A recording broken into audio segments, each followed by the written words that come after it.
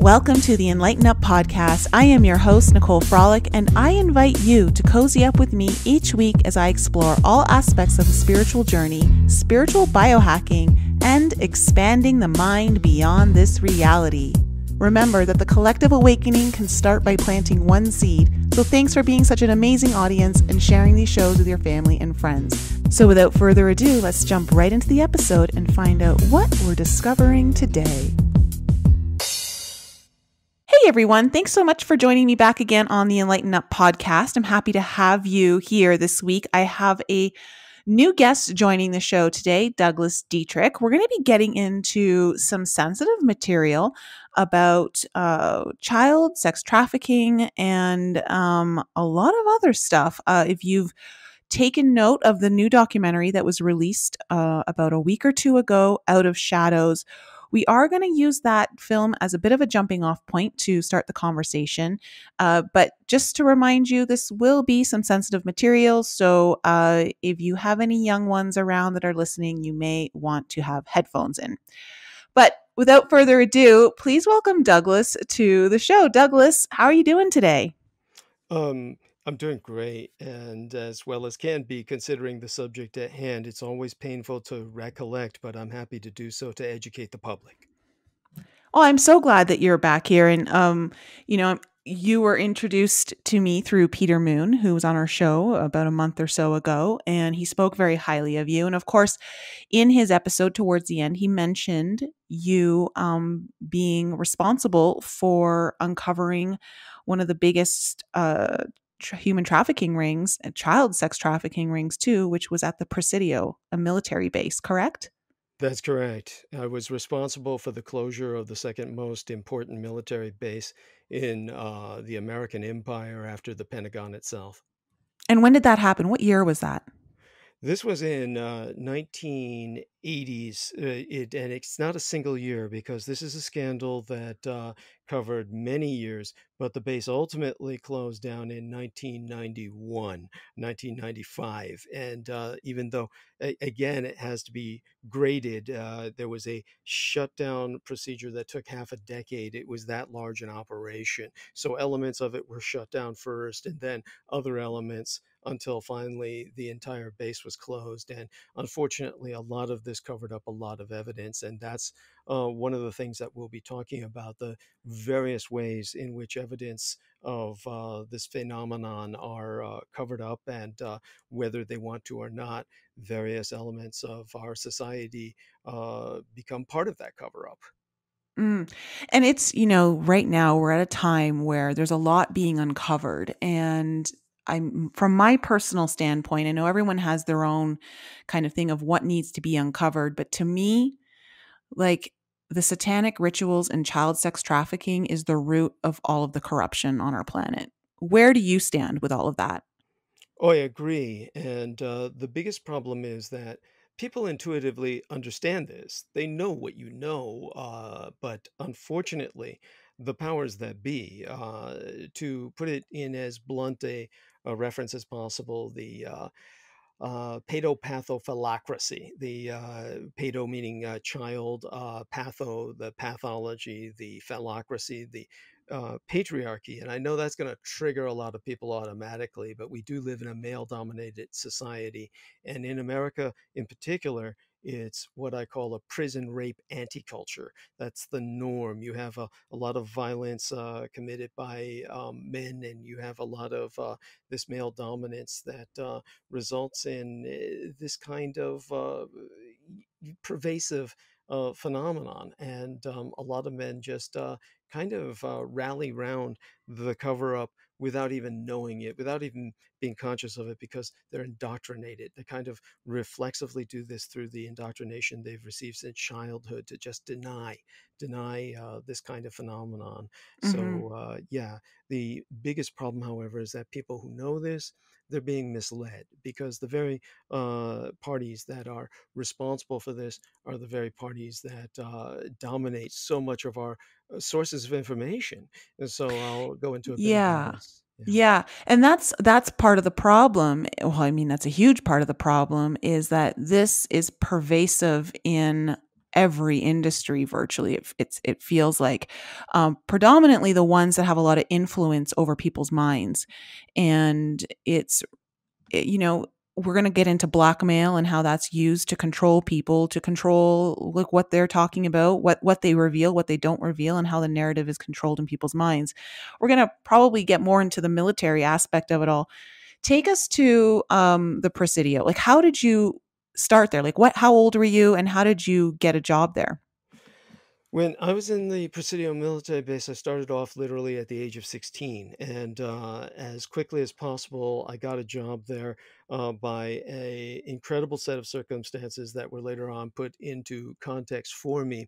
The circumstances were not as incredible as people might assume, in the sense that I was so young and then wound up working at a military base. Far from it. What most people are unaware of is that the United States military is, and it very much should not be, but it's a family environment. And I say that in the most negative sense of the word. So, as a family environment, the United States military has military wives. These military wives have children. Most civilians are entirely unfamiliar with how this works. They get the impression that these military wives stay at home in some kind of civilian setting, like they live the way that a normal civilian would live, in some home in some suburb or a place like that, and their husband goes off to war. That's not how it works. These women are brought into military bases. They live on the base. Their children grow up on the base. Their children are educated on the base. They all go to hospitals on the base whenever the husbands beat their wives half to death, and which is just the norm. And then the kids get beaten half to death. They're all taken care of on military hospitals, so nobody in the civilian world knows about any of this. So part of that cultic environment is what is so conducive to the abuse that was so pervasive at the time that I was working at the base. Now, my situation was different. My father had been in the military, but my father was a career military man. And because he had been in the military for well over 30 years, and when he retired, even though he was no longer active duty, I was born when he was active duty. So this, along with his basically heroic status, gave myself and my entire family access to the military base until I and my sibling turned 18. His wife, being what's called a military spouse of a retiree, would be allowed on the military base the rest of her life, theoretically, had it not been forced into closure. And because of this, I had the ability to go into the military base and use the library or any other open area of the base. And the base that I'm referring to is the Presidio military base in San Francisco. Now, to just say this as briefly as possible so people understand the importance of this base, this was we're talking about well over 1,400 acres, close to 1,500 acres, if not equal to that amount of land, especially when it was open and other areas were under its jurisdiction. This is a quarter, or almost 25% of all of San Francisco. And San Francisco is minuscule.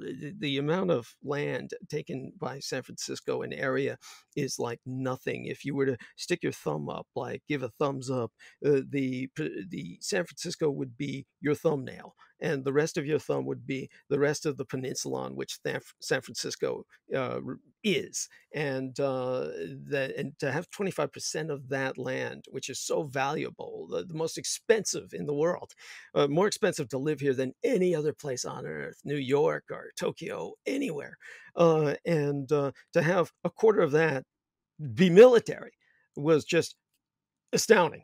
And the man who commanded the military at Presidio, the Sixth Army headquarters, was considered it was considered a political position. Whoever was commandant of the Presidio would have direct access to all of the city, in terms of the government always referencing him and inviting him to every party, because his position in San Francisco was so important. And it was where the United Nations was established. This is entirely hidden from history, but anyone who does their research will find out it's true. The United Nations was established in San Francisco, on site, the Presidio military base. This was in World War II. Really? Yeah, it was just 3 weeks after Pearl Harbor, and when Pearl Harbor was attacked, the United Nations was established on January 1st, 1942, and was established as the, organization for the Allied war effort. It was their united front, and they had their own battle flag, which you'd have to look up as a United Nations honor flag.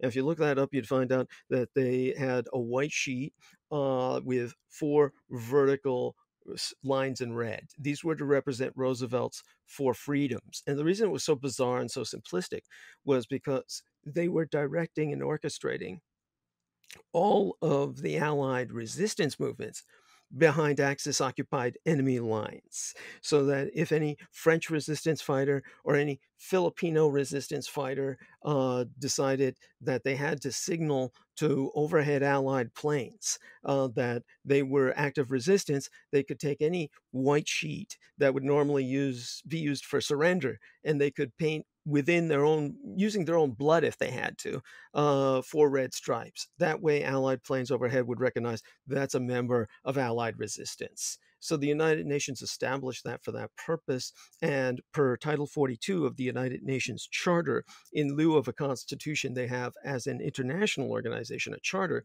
per Title 42 or Article 42 of the UN Charter, they are an organization of war. And that's because they were established to fight the Axis in World War II. So this is an extremely important factor to remember. United Nations records were kept at the Presidio military base, all United Nations records dealing with war, all of the war effort for not just World War II in the Pacific, but the Korean War, which was a United Nations war. Any soldier who was on the Allied side, whether American or Samoan or Turkish or any person who fought the communists in the Korean Peninsula during that war, when their bodies are recovered years, decades later, Mhm. they're sent home in coffins draped in United Nations flags, not under the flag of their nation. It was a UN war effort, as was World War II. And so most people are entirely ignorant of these facts. And not only was those wars run from the Presidio, but also the Vietnam War, and also every war in Latin America, where the troops would disembark from the Presidio and head towards the Latin American nations on the Pacific. So this was the most important military base outside of the Pentagon, because it was also the Western Defense Command Center, responsible for the administration of all military affairs and federal land, such as Area 51, that was within the 17 Western states and Hawaii. So the amount of territory commanded by the Presidio was vast, Massive. far, yeah, Yeah. far larger than anything commanded by any other military base in the American Empire. So that's how Well, important it was. And so it was a very important base, and quite large, and had a lot of influence and power. Now, in the Out of Shadows documentary, they mention Michael Aquino, and you worked, like, spoke with Michael Aquino while you were on Presidio, correct? regularly. As a matter of fact, many people thought I was actually his son. I was assigned liaison status to him by his request. That was how I found out I really got the job. What happened was I was attending the John O'Connell Vocational Institute at a young age. During my period in what is normally known as middle school today, they had eliminated, during the time I was attending junior high school, they eliminated the concept known as junior high, and they replaced it with the concept of middle school. And this denied my entire generation, anyone my age, an entire grade in school. So I wound up graduating from middle school a year earlier than any child would today in the public educational system. So I was already out of that junior grade earlier, and everyone was going to their high schools, different high schools. I wanted to avoid going to a normal high school. My parents were poor. My family was so impoverished. I wanted to get a job as soon as possible. So I went to a trade school. And the trade school that I went to was John O'Connell Vocational Institute. This is important because my commercial arts that I majored in, the man who was one of my major instructors, one of my primary instructors in commercial illustration, was Gary Willard Hambright. He was a Southern Baptist minister without a pulpit. He was an ordained Southern Baptist minister, and he was allowed to live in a church in San Francisco because he was essentially homeless. He couldn't afford to pay rent in San Francisco because it's so expensive. And my family, of course, lived in a ghetto. And because my father had been in the military for so long, and he was not a commissioned officer, he was a non commissioned officer, we were at a pay grade where, despite the fact that he had a very high rank, the highest you could attain as a non commissioned officer, chief petty officer in the Navy, he was still impoverished, and the entire family was. And so I went to public school, had to get a job, but I had to learn a trade first before I could do that. So when I went to John O'Connell High School, Gary Willard Hambright stands out because he was also one of the managers of the child daycare center at the Presidio military base. He kept all of his child pornography, which he couldn't keep at the church because people were actually checking in on it and kind of not that anyone suspected him. It was just the church was much more accessible, every part of it. People would check the closets and stuff just on a regular basis. So he kept his child pornography, a vast collection of it, at the John O'Connell Vocational Institute of Technology. And as a result, many other teachers, it was an almost all male staff, would come into the commercial arts studio so they could access that child pornography in the very large closet we had in studio. And so that was how I ultimately got him busted and taken down, was by proving that he was maintaining child pornography on site in SFUSD, or San Francisco Unified School District property. So he was ultimately taken down by the San Francisco Police Department, the local constabulary. This is important because none of the government agencies would do anything. The years of investigation, everyone was basically being covered. Everybody was being covered, and no one would have gotten busted except for what I did. And during that period of time, they went into overdrive with damage control. And that is so important because it altered the way all of us live. And so when it comes to that, I'll get back to that. But while I was at John O'Connell, the secretary there was an Albanian woman named Leanne Prifty.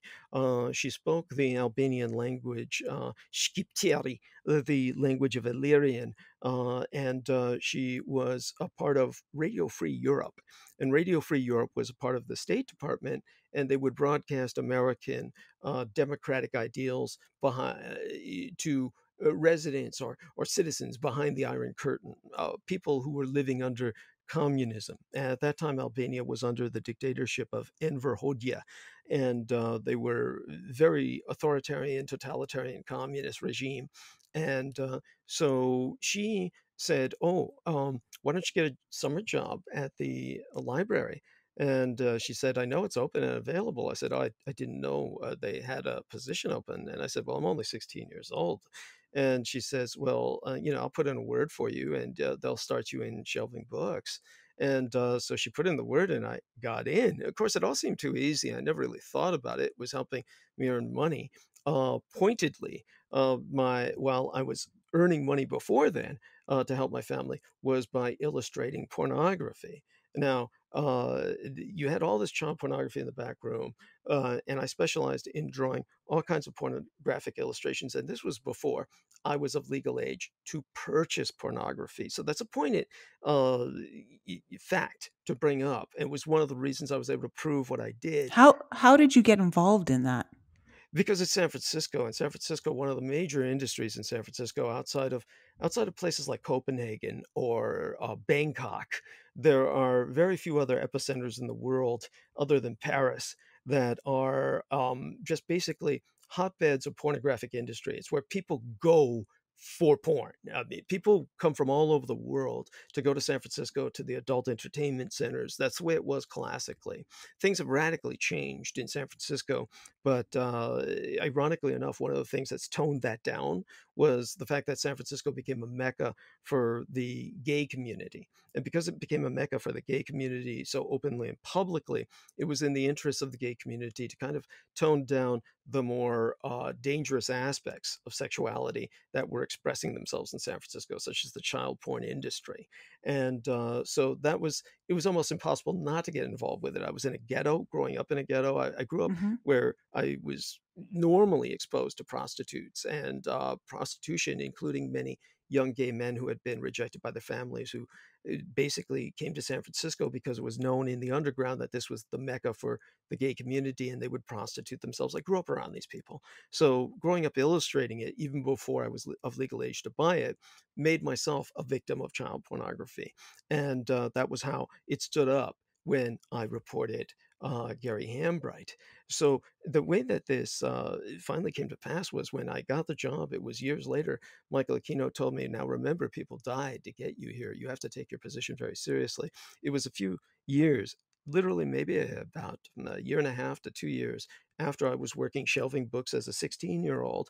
And then I proved myself to be so useful because they basically gave me jobs I wasn't supposed to do. People who work there as civilians, and people have to understand this. Presidio military base was an open base, meaning that they had to keep it open because all of the route to get to the Golden Gate Bridge went through the Presidio. There's reason for this that was inescapable. The Presidio military base was where the Golden Gate Bridge was built out from. If anybody looks at the old documentaries of the Golden Gate Bridge was not built from both sides to meet in the middle. The Golden Gate Bridge was built out from Presidio and extended all the way to the other end to where it connects with the other side of the bay. And it was done to maintain total control, quality control, to make certain no one sabotaged the building of the bridge. Every screw, every cable was analyzed by specialists on site, the Presidio military base, military specialists, all analyzed by the Department of the U.S. Army Corps of Engineers. And so that was considered a major security artery and when it was built. And so since the only access to it was through the Presidio military base, everyone had to be given access to the base. They just had to wall off or cordon off areas of the base that no civilian could enter. So Hmm. this made for a bizarre situation where everybody went through the Presidio military base who was going on or off the Golden Gate Bridge. And so you had this bizarre situation where it was kind of like an open area and very much not. And so in my case, I had access to it as a military dependent, meaning I could go to the post exchange, the commissary, Letterman Army Medical Center, which was extraordinarily important. It trained a quarter, 25% of all U.S. Army doctors were trained at Letterman Army Medical Center. I would go there as a child for my various sicknesses I contracted because of the filth of the Tenderloin. And so here you have this environment. And then when I wound up working there on site, Aquino brought to my attention, "Yeah, you know how you got this job through Leanne Prifty." I says, "Yeah, I know." And Leanne told me herself she used to work at City Hall. And she would tell me all about the mayor and everything. So I knew everything he said was true. It was exactly what she said. And basically, she was considered like the lap secretary of the mayor of San Francisco, George Moscone. Everyone knew she worked at City Hall. Nobody really knew what she did. She was essentially servicing him. And she was essentially serving him coffee when a man named Dan White, a former San Francisco police officer, walked in and murdered him along with George Moscone. Now, George Moscone was a gay man who became known as the mayor of Castro Street, the gay neighborhood of San Francisco, and one of the gay neighborhoods of San Francisco. And George Moscone was a supervisor who had taken the job of Dan White, the former police officer who was also at one point a supervisor in San Francisco. When Dan White came in to kill them both, he pushed Leanne Prifty to the ground. She had actually uh, interposed herself physically between him and those two men. He pushed her to the ground, said, "I'm too much of a gentleman to kill a lady," and he blew both their brains out. Now, Moscone, he's got a U.S. ship named after him, a warship in the U.S. Navy, the USS or United States ship Harvey Milk. And not George Moscone, Harvey Milk had a ship named after him. The mayor of San Francisco, of course, was had his own interesting background. We don't need to go into that now. The reason Harvey Milk is important is because he served in the Korean War, and he was one of the founders of the U.S. Navy SEALs. He was a man who was a known homosexual, but unknown to most people, he was also a pedophile.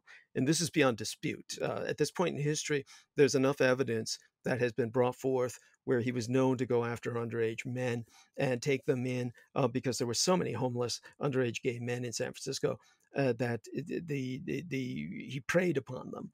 And so you have this individual who was a known pedophile, or at least a child molester by definition, because a child molester is someone who's like preying on kids who are over 9 years of age. A pedophile is like someone who preys on kids under 9 years of age, technically. Because that makes a difference. It, it's the way they categorize it. Wow. Apparently, it does, and so you have this individual who's honored by the U.S. Navy SEALs. He's one of the founding fathers thereof. He was back in his day. He was known as a Frogman or a UDT, the Underwater Demolitions Teams. So this Dan White never spent a day in jail. He went home and was never prosecuted. He spent the next 7 years untouched, and then one day blew his brains out. Michael Aquino said, "This was how I got my job." I said, when I asked him the details about it, he says, "Well, Dianne Feinstein became mayoress not by election, but by secession, just because George Moscone was killed, and then she became the mayoress. And then she automatically said, well, I have no need for a female lap secretary, despite the fact that everyone said she looked like a lesbian. She was adamant she was not, and said that I'm getting rid of you." And so she fired Leanne Prifty, and that's how she wound up working at John McConnell. It all made sense. But I said, why? Why so much effort? Well, there were multiple reasons for that. We don't need to get into it now. Perhaps some other day. If it comes up later organically, we can. But Michael Aquino apparently thought that I would be ideal to be his heir apparent. And so Okay. he had taken me on as his liaison. And by his heir apparent, he tried to induct myself into the Temple of Set. And this was a church he had established. He had served in Vietnam when just before he went to Vietnam, as a matter of fact, he had seen the movie Rosemary's Baby. And Rosemary's Baby was about a woman who gives birth to Satan's baby, that she's impregnated by Lucifer. And the movie Rosemary's Baby hired an expert in Satanism as their advisor. And that individual was Anton Szandor LaVey, the founder of the First Church of Satan. And Anton Szandor LaVey headquartered his Church of Satan in San Francisco. And the first satanic funeral ever held by the church was a U.S. sailor, a follower of Harvey Milk. And so this individual who had opened Rosemary's Baby, in the sense that he was at the first showing of it in the San Francisco theaters. He was there that Michael Aquino met him personally.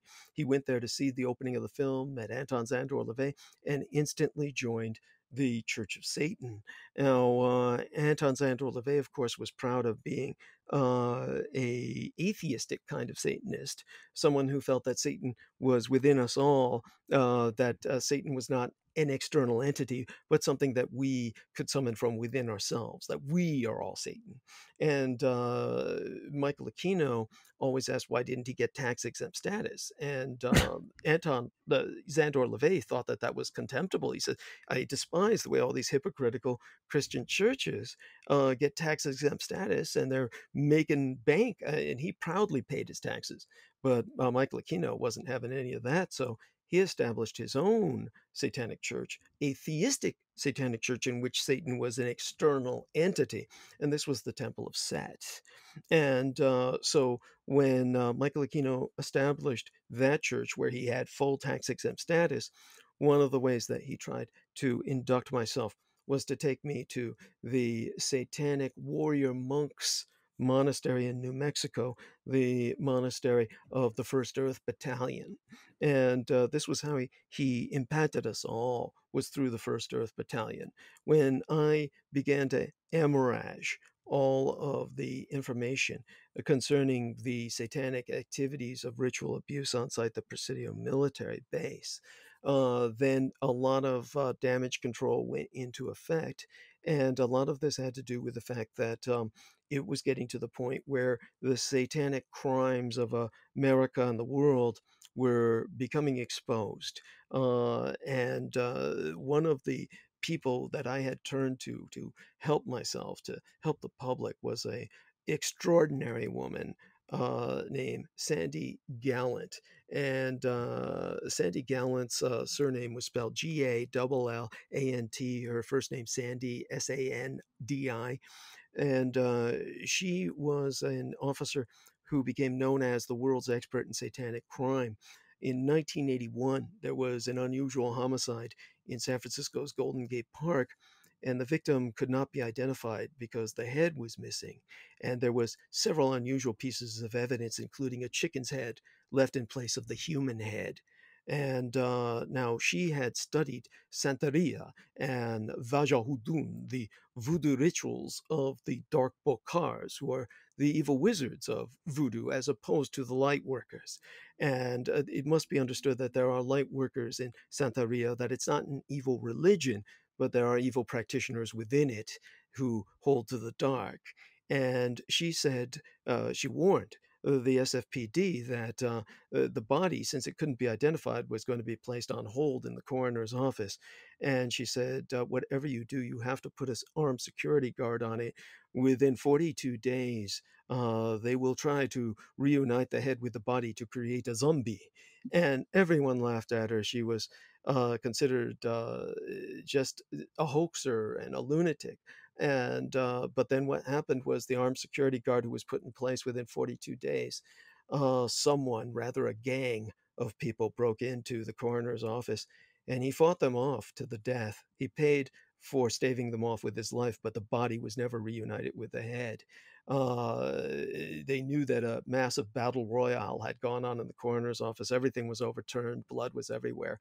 But whatever group of people that he fought off, he died doing so. But at that point, she became internationally renowned as a specialist in satanic crime, and they began to add occult ritual crime into police manuals. And police manuals are always ring binders, so that new laws and new rules and new types of crime can be added and removed more easily. And she was being consulted all over the world, and they were going to establish special task forces. And Michael Aquino, of course, who was still working with myself for the greater part of my amoraging of everything that was going on, he had no idea it was myself who was the traitor, who was betraying him. When he found out, of course, the ire and the rage, everything was incredible. But it was too late for him to do anything at that point. And what he could do was to try and stem the damage while it was ongoing.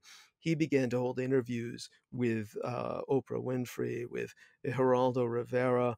He couldn't appear in full uniform. He was too scandal ridden at that time. So the army allowed him to appear in his satanic priest ritual garb. It's Yeah, and important. when you sorry, I don't mean to interrupt, but when you see him like on that Oprah show, Yeah. and I think there's a clip of that in the Out of Shadows documentary that everyone's watching right now. He's creepy looking. Like he really exudes Satan. Yes, yes, and beyond that, that's how he appeared in full uniform every day at the Presidio. Anton Zandor LaVey's own cousin was an officer in the U.S. Army Reserves who worked on site the Presidio military base. If any place could be said to have a home, a geophysical center point for Satan, if you wanted to give the world an enema, it would be not just San Francisco, but specifically the U.S. Army Sixth Army headquarters at the Presidio military base. And when it came to Michael Aquino, he would appear every day in full pancake makeup with the widow's peak, and Yeah. yeah, the clipped eyebrows, which were horned. He called it the horned brow. And this is so important because there's so much of the media that was controlled by Michael Aquino. He had so many co-religionists and cultists. One of the members of his cult was Stanton Friedman.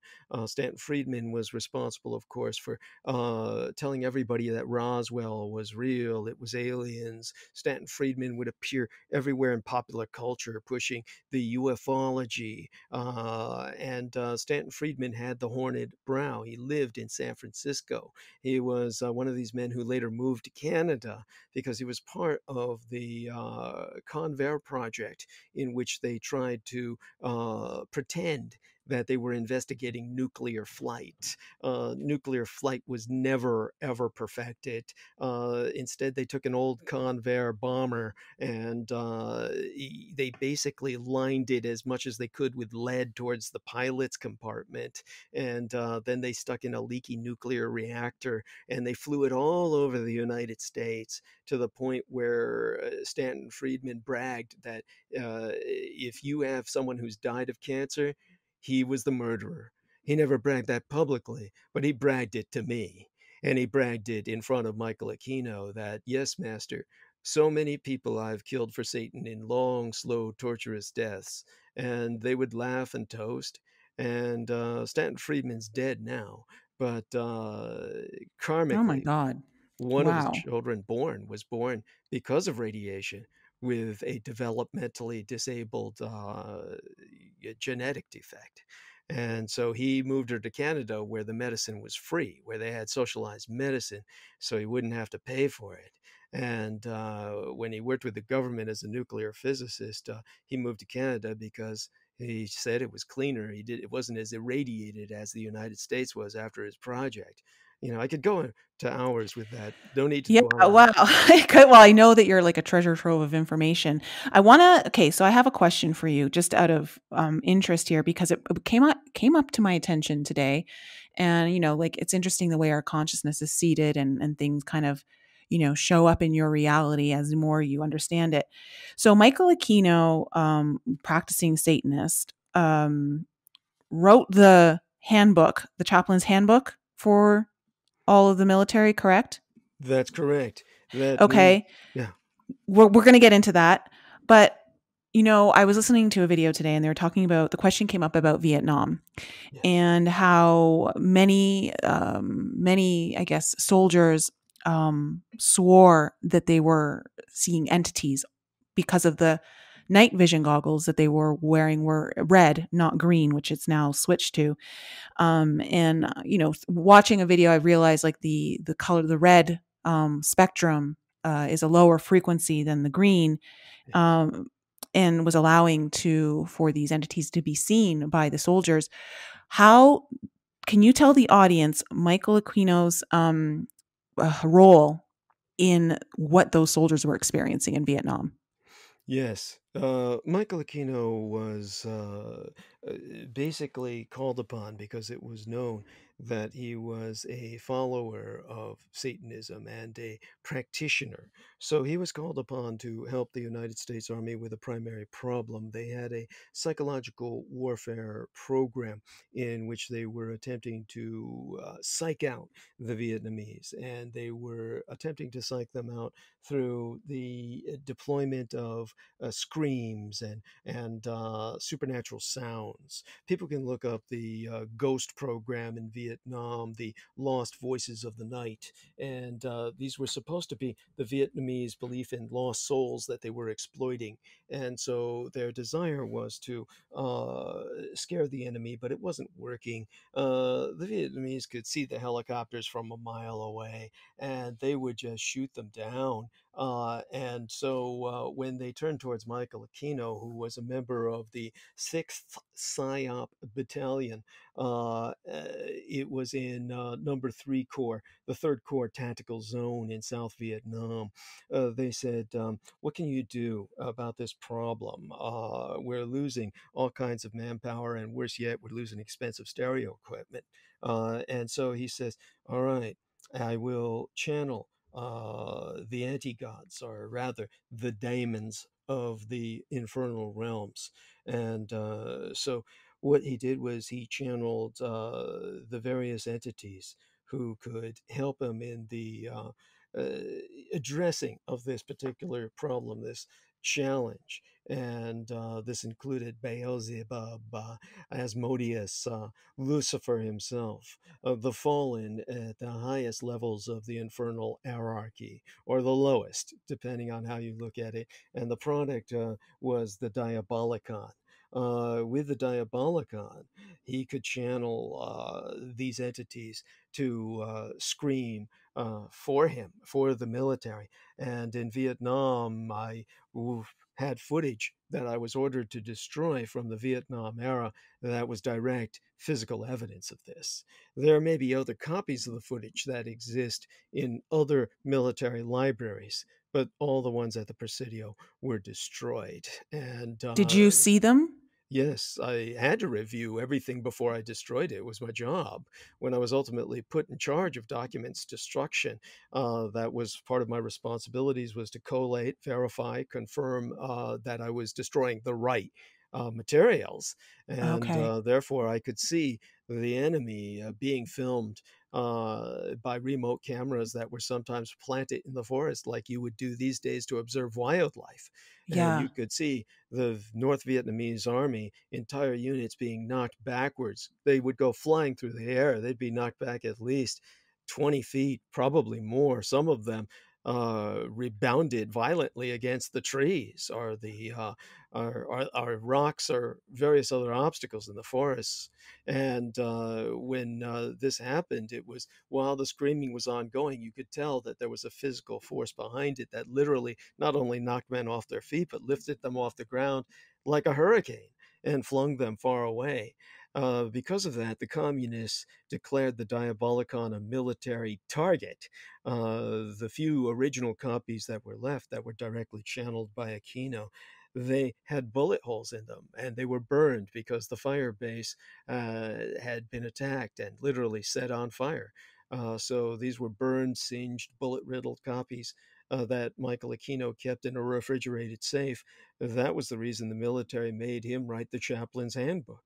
And because of that, the chaplain's handbook had specific instructions that all other religions, whether those of Jewish rabbis, Catholic priests, or Protestant deacons or ministers, all were given direct orders to step back and stand down whenever a satanic priest arrived. At that point, Satanism became unofficially the religion of all U.S. military branches of service, and that gave Michael Aquino an incredible position no other officer had, something that would be held by no one else. Say, for instance, you're on the field of battle, and at the strategic level, you have a general who's a commanding officer in the middle of a battle or a series of battles, a campaign that's gone on for days, and he hasn't slept. He's instead taken various chemical substances to force him to stay awake. At some point, a doctor may deem that his decisions are no longer rational and are a danger to the war effort. At that point, the doctor, who might be of a far lower rank, can still give the order, General, I command you to step down. I am putting you literally to sleep. And he can give him an injection that will knock him out. And he can write in his file to be judged at a later time whether this was the right thing to do. But most of the time, the doctor will be deemed as having the professional forbearance to have his decision upheld as opposed to a general in denial. And with Michael Aquino, he was so different because every branch of service has its own doctors, except for the Marine Corps. The Marine Corps uses Navy doctors, but there are Air Force doctors, Army doctors. They wouldn't dare to interfere in another branch of service's operations. But because satanic chaplains were still comparatively rare in terms of those that could actually work the right rituals and survive, Michael Aquino was given access to all branches of service. He would appear at Air Force bases, Navy bases, Marine Corps bases, Coast Guard bases. He had access to them all. No other military man in the military had that. He was alone in that level of importance. He was the most important man in the U.S. military. And in terms of how he changed your life and all of our lives, while Sandy Gallant was being held as a hero, he told me how badly he wanted to kill her. He said, with all the serial killers I've created, It would be so easy to take her out, but the problem is it would make her a martyr, and now it would verify everything she's done. And he said, we'll have to destroy the ability of the law enforcement to pursue us. So he set loose one of his dogs, his chain dog by the name of Colonel James Channon, who was only a lieutenant colonel at the time, the same rank that Michael Aquino was at the time. Both of them retired as full bird colonels, as they call them. So And hold on one second. So while this is all happening, he has yet to realize that you are the one who gave her all of the information that he's now having to face. That's correct. He had quite a lot of faith in myself. He felt I was entirely taken by the darkness. I had attended parties with him, that's why, and so many activities we had shared together. He felt that I was corrupted. I say in all shame and disgrace that at the parties I took advantage of young ladies who were in chains, that at that time I was still stupid enough, still in denial enough, where I assumed that they were simply prostitutes of a young age who were desperate, who were being paid or compensated, but they were slaves. They weren't there voluntarily. They'd grown up like that. And when I unleashed all the information that I did, it was as much in disgust with myself as with the entire world that tolerated and paid taxes to support this cult of maniacal men who seek the end of the world. And when it came to Michael Aquino still believing that I was corrupted, I had privy to all his plans. There was very little I could do about them, other than warn various people, other Mhm. than deal with what damage I could in the best way I could, like with Mae Brussels. Mae Brussel was a woman who began to investigate Michael Aquino. She became famous for uh, running what would be called these days a conspiracy network, in which she was trying to expose what was going on at the Presidio. The way that Michael Aquino took that into control was with his typical terrorism and blackmail. Basically, he made certain to try and have her killed. But before that, he thought it would be better simply to kill her relations and that way force her into cooperating with them. So it was that her two daughters, both very young, but one of them old enough to drive with permission from the parent, Barbara Brussel, and her very young daughter, whose name escapes me at the moment, they were out driving, and then their car was rammed by another car. And at that time, I believe Mae Brussel herself was teaching at the Monterey Peninsula College. And the Monterey is, of course, where the Defense Language Institute is headquartered. They have their own Presidio, which is now entirely off limits to the American public. But Barbara Brussel was terribly injured. She her legs were severely deformed and injured. She suffered a broken back, face injuries, broken nose and arm. I'm happy to say that she recovered and that ultimately was even able to dance again. But the younger daughter, whose name was Bonnie, I believe, she died. And she was, whereas Barbara might have been around 17, 18, the younger daughter was something like 8 or 9. Mm. And the person who rammed into their car was a soldier in full military uniform. He was stationed at the Presidio military base. When the police stopped him, he just showed his military ID and said, "I'm under orders." And they let him go. He was never investigated. No one knows who he is. But as for Mae Brussel herself, she began to see her daughter as a ghost. Her daughter kept appearing to her and telling her to kill herself so that she could join her in heaven. Michael Aquino explained to me, of course, how this worked. It's by technology called Artilica. He said it was simply a hologram that they would broadcast into her home using satellite technology. And as for Artilica. Artilica is based on taking technology that no conventional engineering can explain because conventional engineering doesn't take into account quantum physics. The quantum, which is very much a realm of science that blurs into magic, is where someone will die in a plane accident or someone will die in a auto accident. And when the shock of that death takes place, a part of the soul, a part of the psyche, the essence of that individual becomes stuck in the vehicle in which they died. This happens more so in vehicles than in homes, because in a vehicle, the person is in transition. Their conscious is not in place. Their conscious is in transition, and then they have no tether. They have no tether. So, because of this, the best example was Eastern Airlines. Eastern Airlines was owned by Frank Borman, a relation of Martin Bormann of the Third Reich.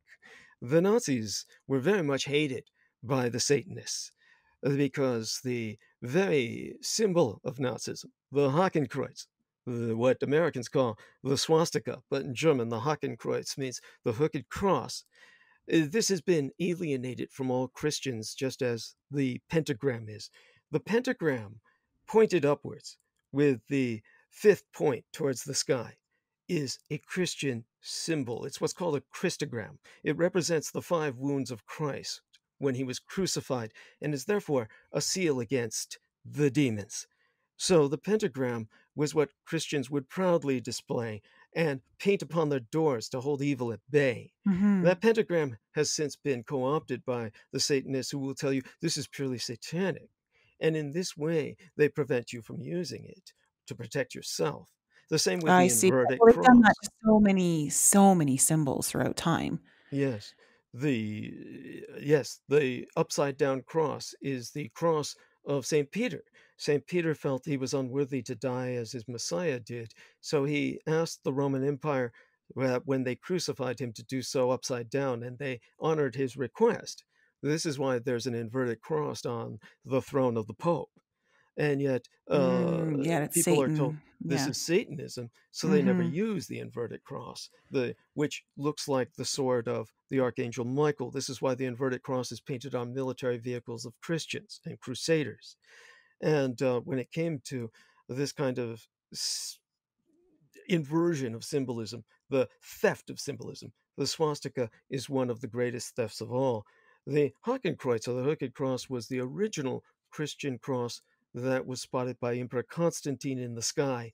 When Constantine converted to Christianity, the cross he saw in the heavens was the Hakenkreuz that became the symbol of the Roman legions, the swastika. And it was then that he heard the voice of God say, "Under this sign, conquer." That is how the Christianized Roman Empire of Byzantium went on to last for another 1,000 years after the fall of Rome, because they conquered under the Hakenkreuz. But then, for this reason, the Satanists hate the Reich, hated all relations of the Reich, like Martin Bormann's relation, Frank Borman, who was the CEO of Eastern Airlines.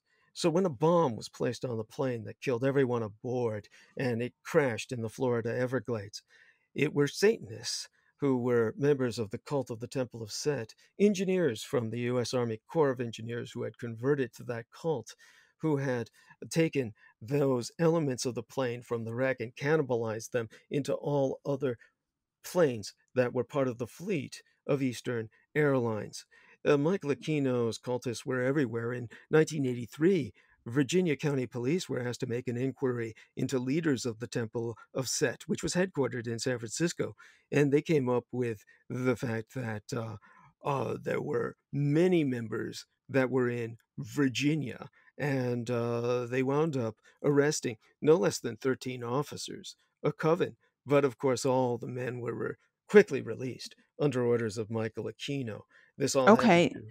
Yes. Sorry, I don't mean to interrupt you. I want to just go back to the Artilica. So this woman, they were projecting Yes. holographic This is images how into her home? this is how it worked with Flight 401 that had crashed and those parts that were cannibalized into other planes. After that, all the staff as stewardesses, pilots, passengers began to see the ghosts of the dead crew of Flight 401 on planes, telling them they were all going to die. And it wasn't until I called Frank Borman, who was a former astronaut, and explained to him I knew about his military background and I knew he wasn't a Satanist, one of the few. And I told him what had been cannibalized. He gave the direct order for all those parts that had been cannibalized from Flight 401 to be removed from the planes. And after that, no one ever saw any of those ghosts again. By that time, of course, his business had been destroyed. In terms of Mae Brussels, this was similar. She kept parts of the car in which her daughter Bonnie died in her home. And it was after that that Michael Aquino was able to phase in on that to generate the hologram with the essence of her daughter telling her to kill herself.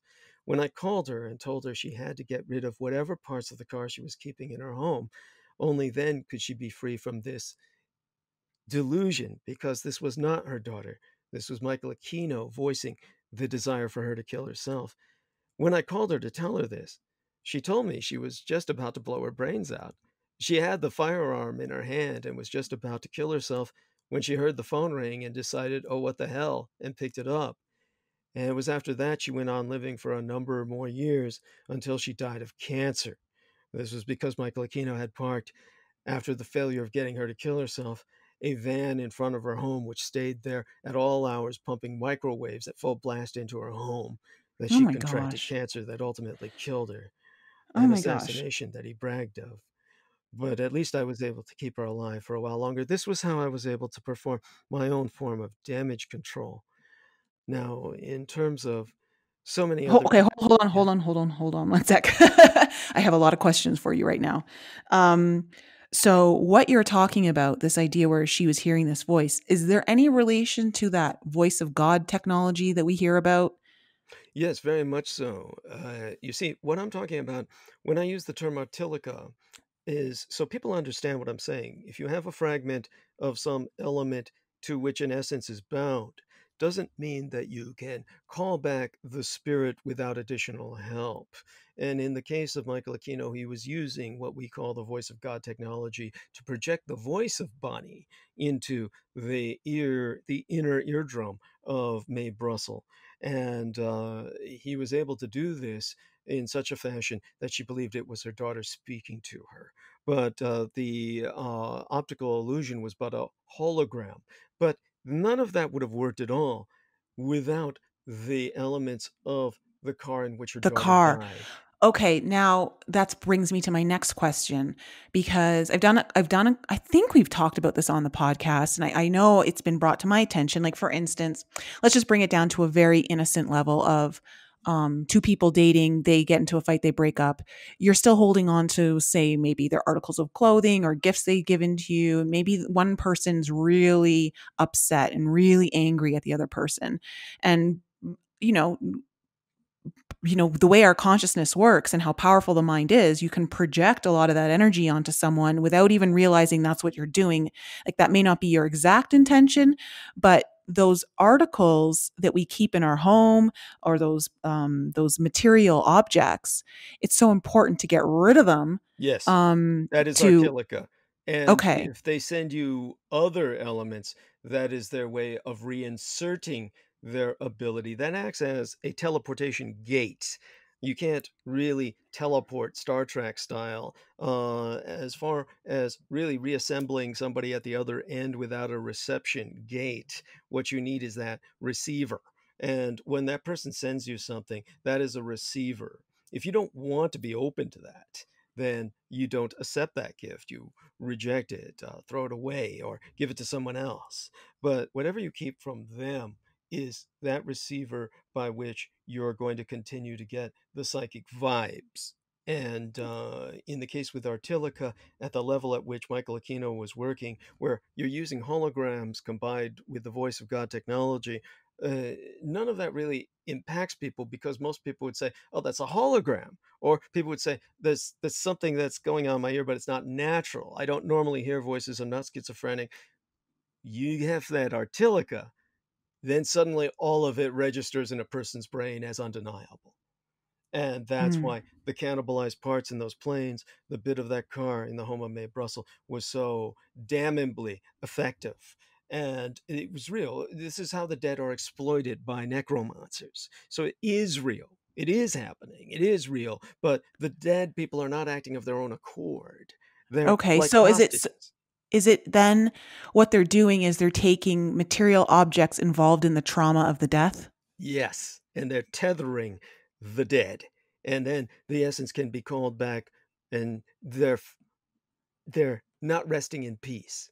This is how the dead are violated. This is like rape in the afterlife. Okay, now this is very interesting because I've never had this perspective before of seeing it from this perspective of because we talk about like entities or people who've passed on but are tethered here, they're not moving on towards the light. We often think that it's just of their own volition. They don't want to. But there could be something controlling them trying to control you. Yes, this is why necromancy is so damned in the Bible. This is the way that uh, people say, for instance, we won't go too far into this, but much of what I had to deal with through Michael Aquino and his expertise was Soviet psychic warfare.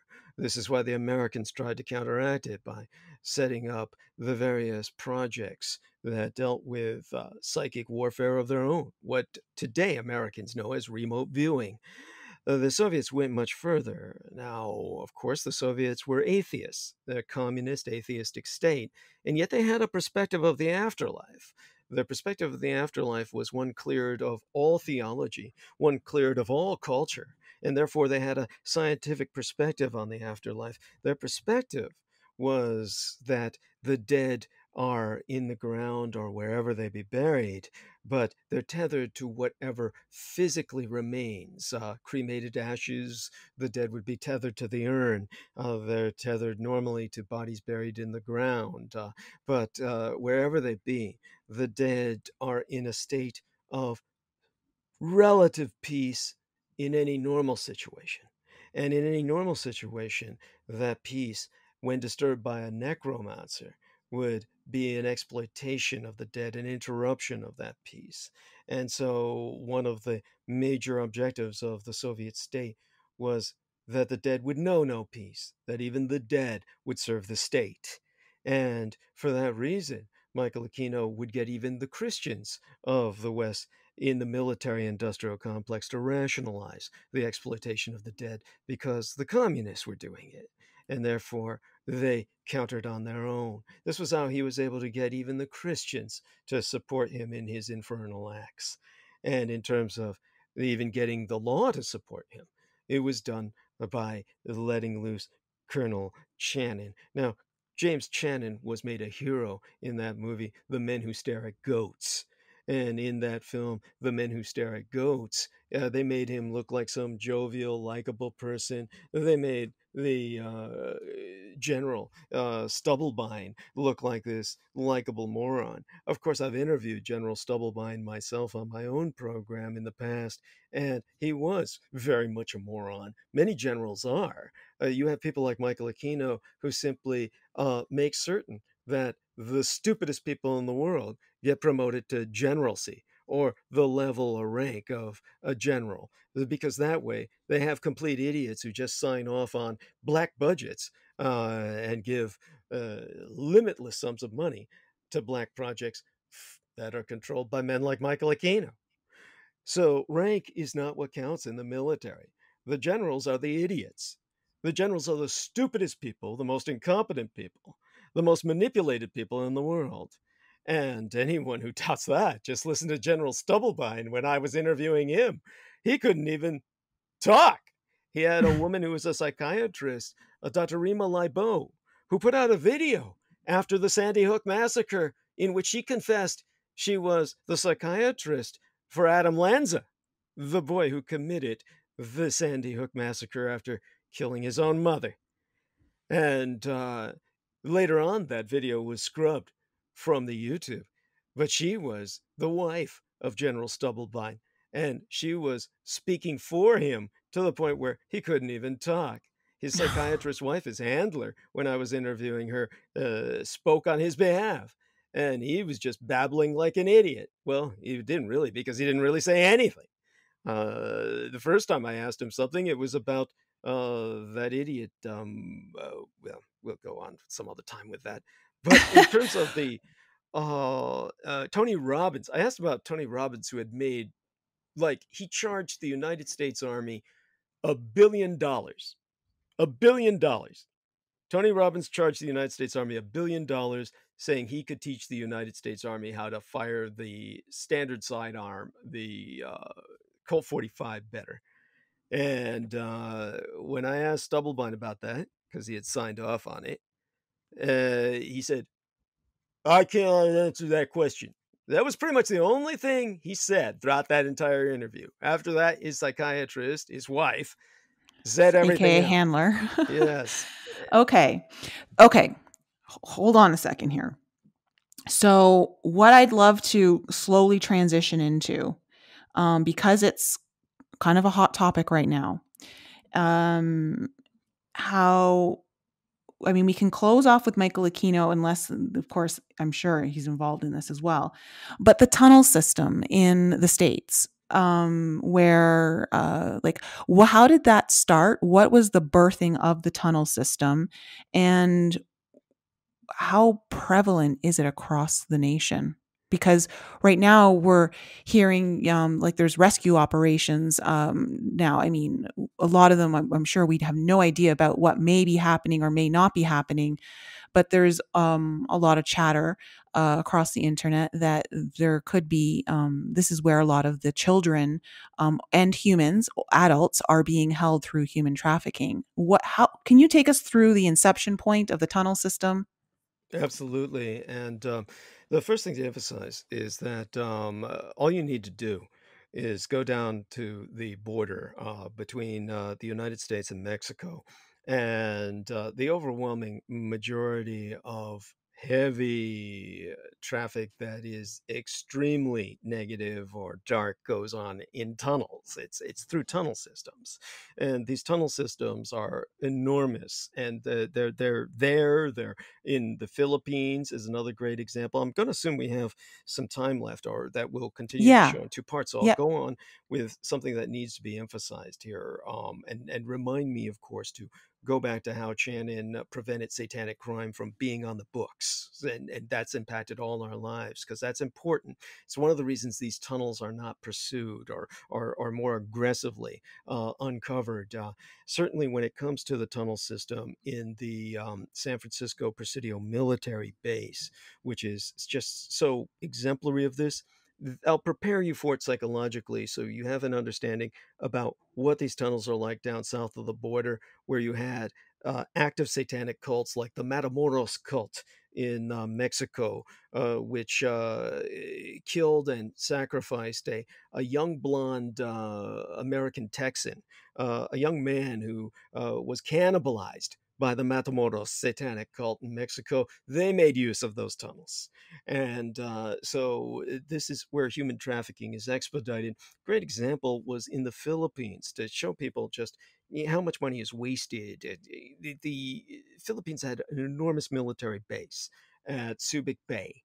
And the various military bases in the Philippines are all fairly large, but the one at Subic Bay and near the capital of Manila, this was enormous. You're talking about something of such size, with its own post exchange, its own commissary, that it took up, it was a city into itself. And as a matter of fact, there was an entire economy. You had entire shanty towns outside the military base of Filipinas, female Filipinos, who acted as prostitutes for the military, to the point where whenever they got abused or beaten, they were so large in terms of numbers to service the soldiers that they were actually able to organize a lobby, so they could lobby the Filipino government for better treatment from the U.S. military. And so this is how much part of the economy the base was, and more so than anybody realized, because what happened was the Filipinos who worked on base wanted to get some of this good stuff to their families, the clothing, the food. The Philippines is a third world nation. People are starving to death. And so what happens was they built tunnels, and they built tunnels leading directly from the commissaries, from the post exchanges, to other parts of the Philippines, or certainly into Manila, the capital. The capital is Quezon City, which is basically a suburb of Manila. So they were able to get these supplies into the ghettos. Now, these tunnels leading from the military bases to the ghettos of the Philippines were big enough to drive 18-wheeler trucks through. Oh my gosh. 18-wheeler trucks. Okay. By the time that the Americans discovered this was going on, and it took them decades, because remember, everybody working for them was Filipino. So all the Filipinos had a hand in this and a mutual interest in keeping it quiet. So the Americans didn't know about this for decades, but they kept wondering, oh, gee, how do we keep losing, warehouses, literally warehouses full of goods? By the time they discovered where these tunnels were, they said, okay, we've got to cement all these tunnels up. They said, oh my God, they couldn't just wall the tunnels, because if they walled the tunnels, they knew the Filipinos would just use explosives and blow them and reopen the tunnels. So they said, we've got to cement the tunnels through. So they had to pour cement in through the majority of the tunnels to cover the entire tunnel so they could never be reopened. And so using That's a all the lot of cement, cement. yeah, that was enough cement, they calculated, that they used to fill those tunnels that could pave the streets of every major city in the United States. This was billions of dollars worth of cement went into that. Billions of dollars. You wonder why the military has to spend so much money? It's crap like that. That's how Oh my big God. the tunnels are down from Mexico into the United States. Building a wall doesn't mean anything. And in the Presidio, the tunnel systems were started hundreds of years ago. The Presidio is a Spanish word, obviously, and it simply means the base, the military base. And the original Presidio was Presidio Real de San Francisco, the Royal Presidio of San Francisco, because it was under the King of Spain. And the original Presidio was established by the conquistadors, and the officers' building in the Presidio military base was built in 1776. That means that the officers' base in San Francisco, the officers' building in San Francisco's Presidio, is as old as any building on the East Coast. And so you've got this ancient history to Presidio, and the conquistadors enslaved the Ohlone tribe. And they forced the Ohlone tribesmen, Ohlone, they exterminated them by making them work to death as a tribe to dig tunnels for gold. Hence, that's why you had the gold rush in San Francisco. And they dug so much gold out of the Presidio, the tunnels extended for miles. And of course, within those tunnels were thousands of dead bodies of Native Americans, their bones, of women and children who were enslaved and forced to work until their death as well. When all the men died, they forced the women and children to work until they died. They're all in the tunnels. Then the American military took over and they cemented the tunnels. Then they lined them with lead to make them nuclear proof, atomic bomb proof them for the advent of nuclear war. They added control rooms, various other developments, mechanisms. So the end result was the tunnels are extensive for miles beneath the Presidio military base, and to cement them over would cost that same amount of money. But they did their best when they closed the Presidio military base. They're not cemented through like the ones in the Philippines. They're cemented down about 10, 12 feet, and then they're steel blasted over and sealed, and they're meant never to be opened again. But if someone ever tried someday to do so with a major archaeological excavation type of process, then I can guarantee you they'll find thousands of bodies, not just of the Native Americans, but of so many of the children who were exploited and sacrificed in those tunnels. And that's one example. Another example is beneath McMartin Preschool. McMartin Preschool, of course, was the site of an enormous scandal.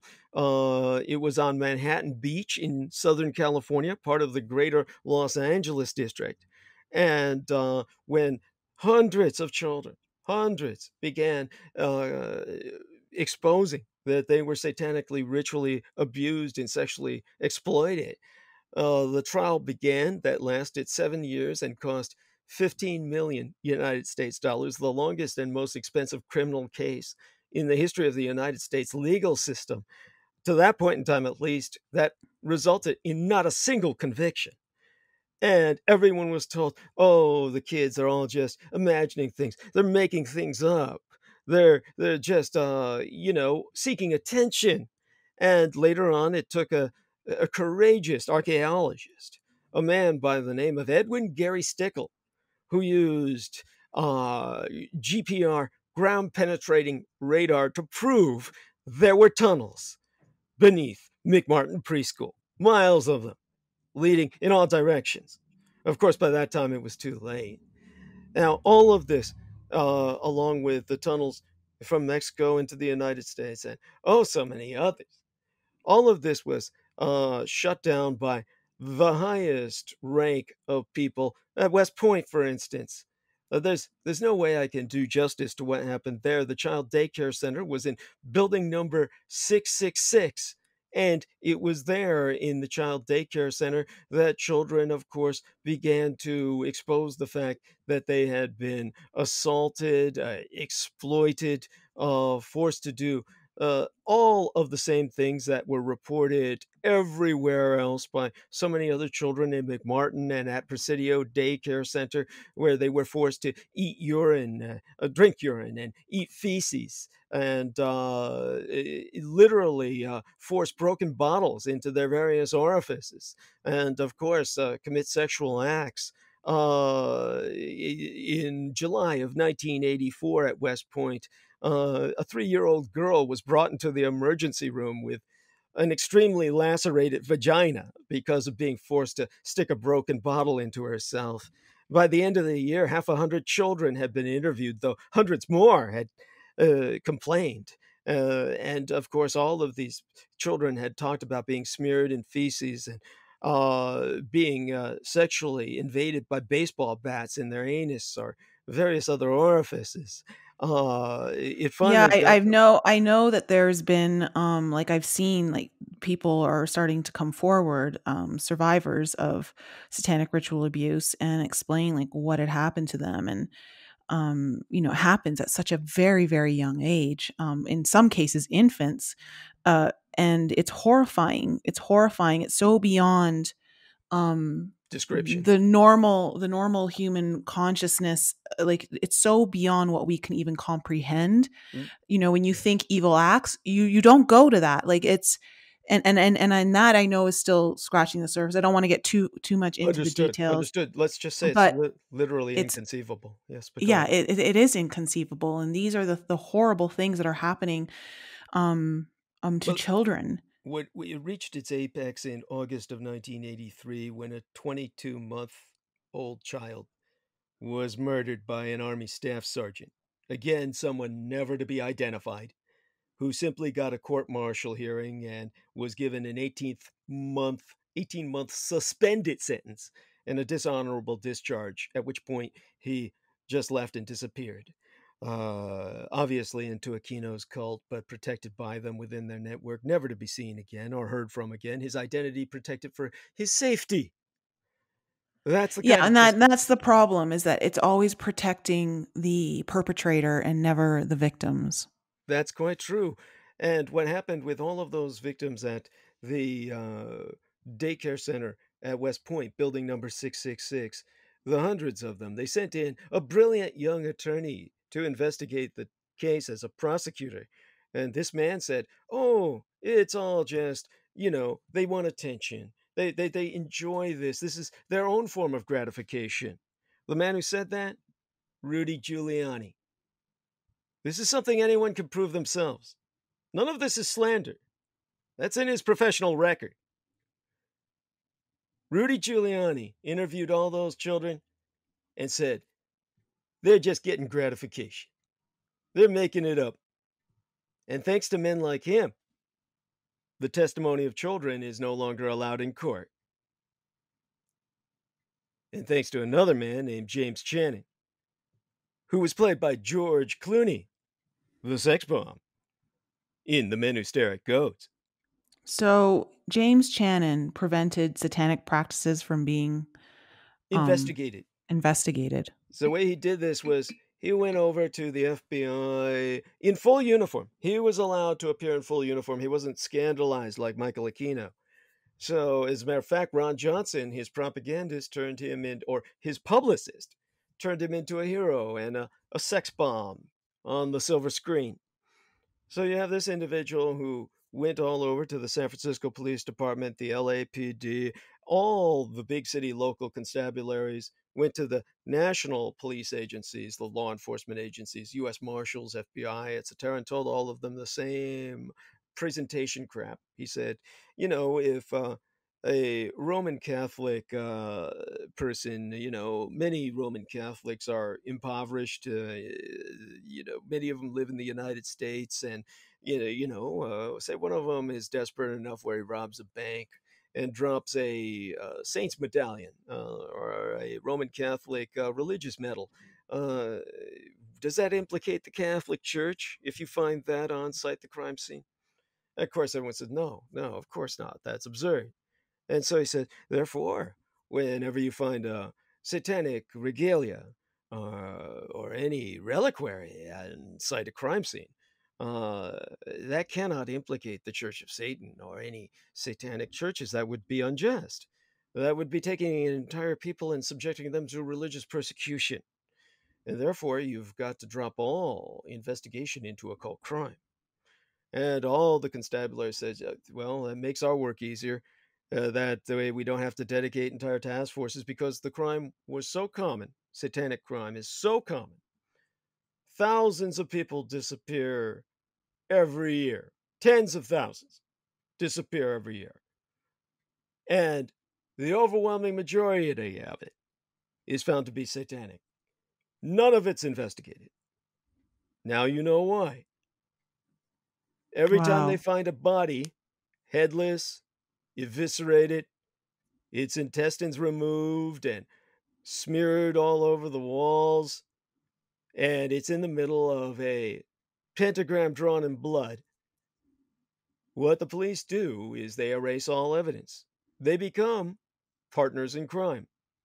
Because to implicate the Satanic Church, by dint of the fact that all signs of their participation was left on site the crime scene, is religious persecution. Therefore, they're required by law to destroy all evidence implicating the Satanic Church. So my question is, how do we as a society heal from all of this? Like, how do we, like, where's the hope? You know what I'm saying? Like, we know, for those of us who are looking into this and trying to understand where all of this evolved, where it's been, where it's going, how do we stop it? Um, what are some of the things that you believe are important for society to recognize and perhaps um, do? There are solutions, and the solutions can only be implemented when we first confront how they're forcing us not to see the truth, how they're taking us away from the truth of what is. If you take a look at the truth of what is, go back to that Geraldo Rivera or that Oprah Winfrey interview. The Oprah Winfrey one is easily accessible. Anyone can find it on YouTube. And when you take a look at this young man who says, I murdered in the name of Michael Aquino, I killed someone. And Oprah Winfrey is having him confront Michael Aquino, and he can't confront the man who programmed him. You take a look at the camera, it goes back to Michael Aquino, and you can see Michael Aquino looking at the young man and moving his lips. Where when Oprah is asking the young man, do you remember where you were when you killed this person that Michael Aquino gave you orders to do this? And then you see Michael Aquino, the camera focuses on him, and Michael Aquino says, he doesn't remember. You can even actually hear him. And then the young man repeats, I don't remember. And here you have it on national television, Michael Aquino giving this victim instructions. And Oprah Winfrey doesn't say anything. She may Mhm. not have noticed, but everyone else did. So, how she didn't hear about it later and confront her lack of action is beyond any excuse. Then you go from beyond that to the entire aspect of, well, you see, all these people have fabricated memories. None of this is real.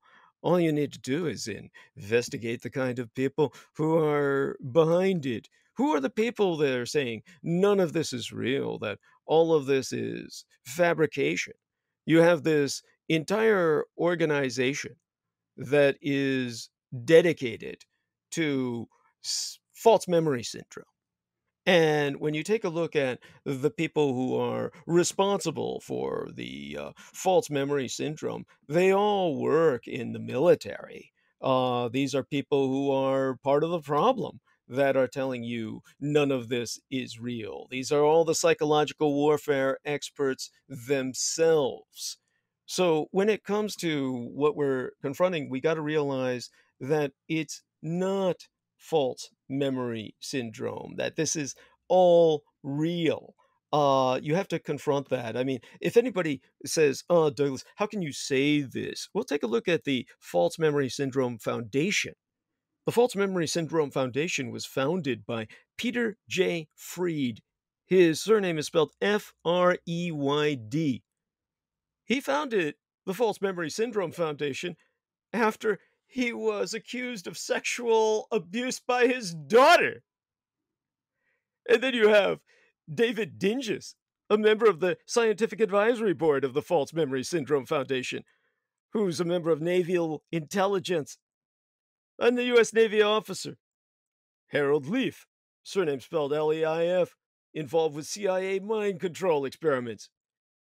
Paul McHugh, a very vocal critic of dissociative identity disorder, worked at military hospitals. Martin T. Orne, surname Orne, he was funded by MK Ultra Harvard Crimson Project.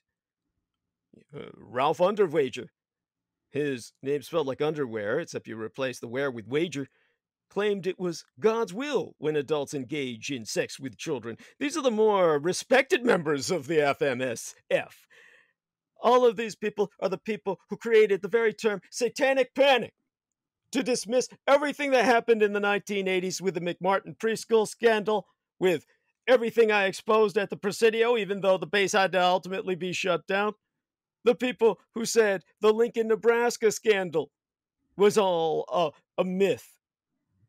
All of Okay. yeah. So So these are the people who are trying to control you. Understand that when you're being misled to identifying villains by the media today.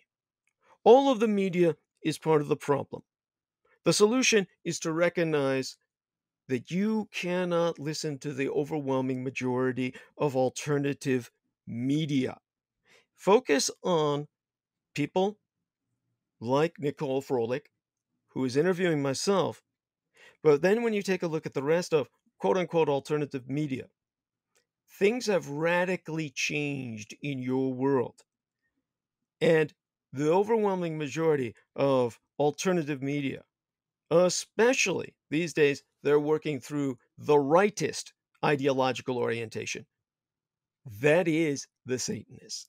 That is the pathophallocracy.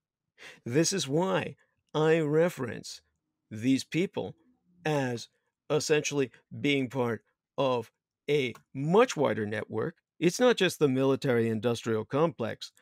Eisenhower, when he originally wrote that speech, he used the term military industrial congressional complex because it was Congress who voted that the military get the lion's share of the US budget every year. The truth is, the acronym is the US MIMO-NANISIC COM, or the United States Military Intelligence Medical Occult Entertainment Narcotics Academic Nuclear Information Sciences Industrial Congressional Complex. That's the junta comprising our actual government. And it was established in 1876 but we can do away with it. The biggest problem at that time that brought it about was the fact that the Civil War was the world's first industrial war and the world's first railroad war. Every major battle in the Civil War took place within 10 miles of track because rails had to bring all the supplies to the front. And after that, the rail barons became enormously wealthy. When the first election was held after Lincoln was killed, because, of course, the president after that was a successor just by dint of the fact that Lincoln was assassinated. Then what happened was Samuel Tilden ran against, he was a Democrat, ran against the Republican Rutherford Hayes. Now, the Republican was representative of the Union. At that time, the Democrats were representative of the Solid South. They were known as the Dixiecrats. They were essentially Klan, Ku Klux Klan. And he won. He won by both the popular and the electoral vote. This Klansman, this Southerner. And so the Union said, we can't just win a civil war and then have the Dixiecrats win the election. And so they stole the election. Now, none of this is insinuated. This is historically indisputable. Any historian will tell you this. So when you look that up, they made the Union general, Rutherford B. Hayes, a gorilla in a suit, their man, and they made him president. At that point, a pirate flag was run up and over both the United and Confederate States. The South was about to rise again, and they marched on Washington. And General Hayes stopped it, not with the military, but by promising the South, okay, occupation is over, Reconstruction is over, you've got control over your blacks. And the blacks essentially went into effective slavery through Jim Crow laws for the next 100 years. At that point, the military-industrial complex was born. And at that point, they said, how do we prevent this from ever happening again? And Rutherford Hayes says, I got the answer. Now, of course, the industrialists had taken over because they wanted the rails to expand west. But the West was just territory. The Indians lived there. The only way they could expand west was to control the Confederacy. And so they hired all these Confederate war veterans to become the Frontier Army, the Boys in Blue, and they expanded the genocide of the Indians so the rails could follow behind them. And that's how you got Union Pacific, representing the Union and stretching all the way to the Pacific. That was the original rail barons' rush towards Indian genocide of the Plains tribes that still held the majority of American territory. Now, it's from that legacy of genocide and abuse that you had Rutherford Hayes saying, well, how do we prevent this kind of political thing getting out of our hands? Well, we put all the politicians under control by starting a super soldier program. Now, super soldiers aren't Captain America. They aren't bulked up footballers. They're male prostitutes, what they used to call queer whores, young boys who have sex with male politicians. That way, if the male politician's ever caught, it would destroy him. They're held in blackmail because if they ever go against their orders, then the young boy is programmed under orders to kill them. They prefer them to have sex with young boys because of the scandal and because girls don't have the upper body arm strength to choke a man to death. A young boy does, especially an older man.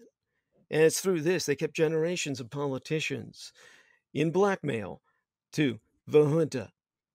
The way you can destroy this is first, stop glamorizing your military. You've got to learn to understand they are your enemy. Don't think that this is something to do with some kind of personal vendetta on my part. I was dishonorably discharged, and I'm proud of it. I was dishonorably discharged because of what happened at Al Jabail. And just in brief, the House of Saud, where we all disembarked at Al Jabail to protect the House of Saud from Iraqi invasion back in the days of the original Gulf War for America, Operation Desert Storm, what was then Operation Desert Shield. The Saudi government was determined to prevent women from getting an education. And so the Mutawain, the Saudi religious police, they walked around with whips so that they could flog any woman who was caught wearing lipstick. Like all law enforcement officers in that part of the world, they carried machine guns.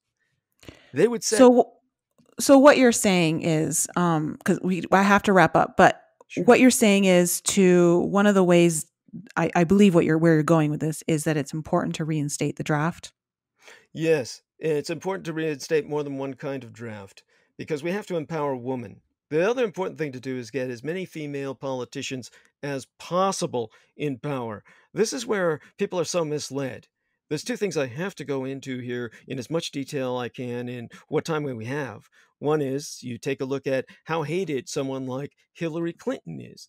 Now, believe me, I have no reason to love Hillary Clinton. She personally impacted my life. Her husband was responsible for. By the way, we just had a funny sound as if we dropped off. I hope you're still recording. I'm still here. Good. Had a sound effect there that indicated something dropped, something coming through my Skype, I suppose. At any rate, what happened was that, without going into any detail too much, but Bill Clinton was asking all prisoners in his state to donate blood. It's one of the reasons the blood market crashed, and I wound up, being experimented on at Letterman Army Medical Center when I was still subject to being under their jurisdiction as a military dependent. It's for very personal reasons I was impacted by the Clinton dynasty. I have no reason to love them. But the one thing that you can notice is that when Hillary Clinton released her book about basically her running for election, then you had all of these trolls who showed up, and this was highly coordinated. And of course, this was something that had all the earmarks of an Aquino operation. So when you see all of these people get on the internet and when you see all of them coordinated, you've got to ask yourself what's behind it. And most of the time, the attacks are against female politicians. Hillary Clinton stands out the most, but no matter who it is as a female politician, they are attacked relentlessly. We need more and more female politicians because historically, no female politician has ever been blackmailed. This is why they hate them so much. They don't have sex with young boys. No matter what they try to portray them as, the female politicians are heartless. They're often cruel. They often lack empathy. That's because they have to be to get where they get. They can't get But where they okay, go. hold on, I got to stop you there because from what I understand is that the they're predators just the same, just like Hillary Clinton, that whether it was with boys or not, it could have been with girls. This is the case in some cases where you have women who are predators. With female politicians, historically, it's never been the case. For one thing, females are incredibly on the lookout. They know that the moment they trip up, their career is over. They can't afford to trip up. Men, on the other hand, can trip up all they want, and they'll never be prosecuted. It's only Well, recently we've had that kind of hashtag movement. Historically, it just hasn't been the case with female politicians. I can go into that more in detail in another program, but one thing we want to get back to is the military so that people understand how the predators are so prevalent. When it came to the movie Black Hawk Down, and they showed the Scottish heartthrob, Danny Grimes, or he portrayed a character called Danny Grimes based on the real individual, Sergeant John Stebbins, who was the hero of Black Hawk Down. That same man is serving the rest of his life in Leavenworth for raping young children, abducting them, taking them into his home, chaining them to the wall in his basement, raping them every night. It was only because his wife got tired of the screams she couldn't sleep at night that she reported it to the authorities. Now he's spending his life in Leavenworth in the brig.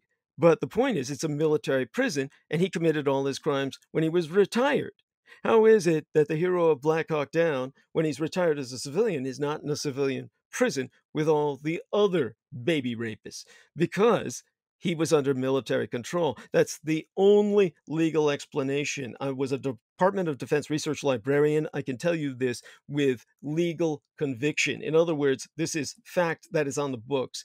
If Stebbins, who was retired from the military, committed all those crimes, he should have gone to a civilian prison, but he was found guilty and sentenced to a military prison because the military had to basically claim him as their own, saying he's under military control. Otherwise, he would never okay. be in a military brig. Same with all these other killers when it came to people like the Hold on. individual. Okay, hold on, Sure. hold on, because we do need to wrap up. So, and I know that you've got tons of information to share, but I Yes. want to leave this on a positive note for the listeners. Constructive And solution. Yes. So yeah, what we and need to so do. for Go ahead. someone who's just like an average day person, like what are some of the things that we can do to, bring this more into the open? The first thing we've got to do is recognize your so-called professional military is full of men like Joseph James D'Angelo, the guy who's about 73, 4 years old now and was identified as a serial rapist. And he was a product of this kind of system and so many others. And once you realize that, you've got to get rid of the professional military. All of this was able to thrive because of the cessation of the draft. Once they ended the draft, then your common man was no longer in the military. And because the common man was no longer in the military developed all the mystique of a religious cult. They're a church to the American public. The public thinks of them as saints, like their version of a priesthood. The public looks to them for authority. The public looks to them for solutions. You've got to stop that until we make them your neighbors, until we make them your father, your uncle, your brother, your cousin. The way to do that is to eliminate the professional military. The professional military is anything but professional. I can go into the history of that. But the one thing that you need to do is reinstate the draft, get the common man serving and woman. But we have to remember there is a big difference between men and women. We've got to get occult laws back on the book. We've got to get occult crimes investigated. We've got to understand that there is a difference between infernal crimes and crimes involving people who are members of recognized churches like Judaism or the Catholic Church or some Christian organization. Anything that is deemed satanic must be given the benefit of the negative doubt, guilty till proven innocent. And if that opens you up for what's considered a persecution of Satanism, that's the price that needs to be paid. One way to prevent it from turning into a persecution would be to establish a draft specifically for young ladies.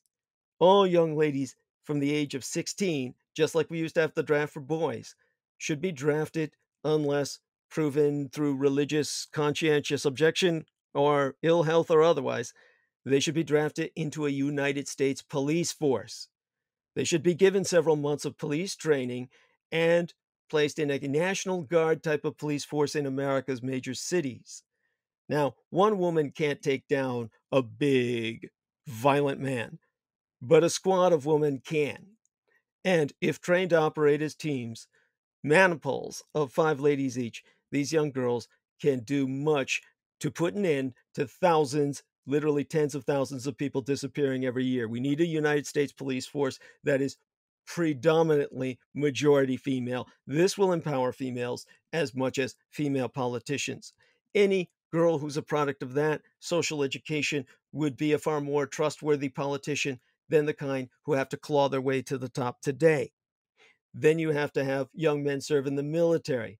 Unless they're able to find some excuse that's legitimate, they need to serve as our national defense and they need to serve together to learn teamwork and social responsibility. For those who refuse to serve in either service, we need to have a third draft for civil service. In this time of coronavirus, this is the time to start it. You've got a coronavirus that kills the elderly, the weak, those with health compromises, comorbidities, factors like diabetes or any other kind of health issue that makes them more vulnerable, they're dying by the tens of thousands. Young people are generally immune. So the young people, even if they catch it, simply go on. So for that reason, there needs to be a draft of civil service. These would be for those who don't want to serve in the military or the police force. And that Okay. third draft would be civil in terms of public aid, public assistance Okay. food delivery. This would be a way of creating a new generation that's consciously aware, and it's our way of helping our future eliminate what's been destroying our lives for decades. Mm. So I just want to say, I very much appreciate all of your information, and I really appreciate you coming on the show.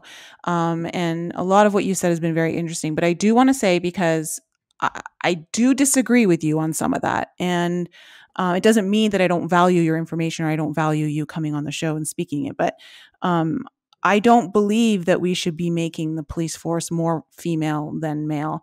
And I think this is one of the things that for me personally is that I think, this idea of separating men and women and saying one is needed more than the other is part of the problem of us keep being the humanity and the consciousness of being keeping us in separation. And that I think that there are certain things that women are naturally are better at, and there are things that men are naturally better at. And to me, one of the things that I can see in the world, and I don't want to get too much into it because we do need to close out the show, but that I know that women physically in general are a lot weaker, right, than men, generally speaking. It doesn't mean that a woman can't take down a man, but just from a general perspective. And I know that that's one of the things that, like one of where am I going with this? Like, how am I trying to say this? Like one of the agendas, I guess you could say, is to demasculate or emasculate the male population and basically make men act like women and women act like men. And that's something I'm totally against. But we can go into that some other time, of course. Yeah, some other time. But I certainly feel what you say is valid. The differences are definitely there. The entire problem with so much of the male dominance of the police forces is that the overwhelming majority of our blue collar mafias, the police, the fire department, the emergency responders, they're usually military service veterans. That is part of the problem, is that we have these men who are part of this military cult. If anyone needs to see any result of the legacy of satanic chaplaincy, just look at a documentary entitled The Dark Side of Aldura. And Aldura spelled A-L space D-O-U-R-A. And in The Dark Side of Aldura, you'll see a U.S. Army Ranger who was totally unprepared, lacked the context of narrative to understand or comprehend what he was seeing. And he photographed evidence of war crimes that were satanic, literally satanic. And there's photographic evidence in that documentary. And in terms of these men who were not like him, had no conscience, he ultimately died for what he exposed. These men are the men who come home and become policemen. They become firemen. They become emergency medical technicians. Sure, but that doesn't mean that every policeman or fireman is bad just because they're a man and they're in that police force. Like, I think that with anything, I personally know really great people within the force, and this is just the problem, is that especially with humanity, we're going to have bad apples everywhere, and it's just a matter of we just need to clean up the system. I think the system really needs to be cleaned up. Doug, I really appreciate you coming on the show. Do you want to let our audience know if they want to catch you? And I know you've got your own show. Did you want to talk about it here? Like, let people know where they can find you? Yes, look up critical omissions, and it's important to just find critical omissions on YouTube or look up Douglas Dietrich on YouTube. I've provided a link on my latest episode, so hopefully Our Lady Nicole will make that available so people can get that as a starting point. Understand, of course, my father was a career military man, and he was basically an angel. There are good men in the military, just like there are innocent men in prison. But the important point is that because these men have dominated so much of our services that we look on as authority, this is why it's so important to get females in those services and in large numbers, so they don't just become people who emulate the men around them to become one of the boys. That's my logic. Okay, I see where you're going. Yes. Yeah. Well, I appreciate you coming on the show, Doug. I learned some new things today, which was really cool, and I really appreciate that. Oh, the honor is mine and the pleasure. I hope we can speak again, both in front of your listeners, and I'll be happy to return. And definitely, you really are bold and daring to do this, and of course, I'm glad we disagree. It's the starting point for further discourse. Absolutely. I think, that's how the show started, is that when I had my other co-hosts on the show, we all didn't see everything the same way, and we could have discussions, and sometimes they got a little heated, but I think it's important to have these kinds of dialogues. And it doesn't mean you have to believe everything I'm saying or someone, Doug or any of my other guests. You don't have to believe everything. You've got to, I think the most important thing is just take what information resonates with you, discard what doesn't, and use your own personal internal guidance compass and use that to find your own truth and get to the truth. And I think that's the most important thing, because that's how you maintain your own personal sovereignty. So thanks, Doug, for being on the show. Thank you to our audience for being here again this week. I love you guys so much. Thank you for all of your support. I'm going to leave the links for Douglas down in the description of the show notes. And take care of yourself. Be safe. And I love you all. Bye.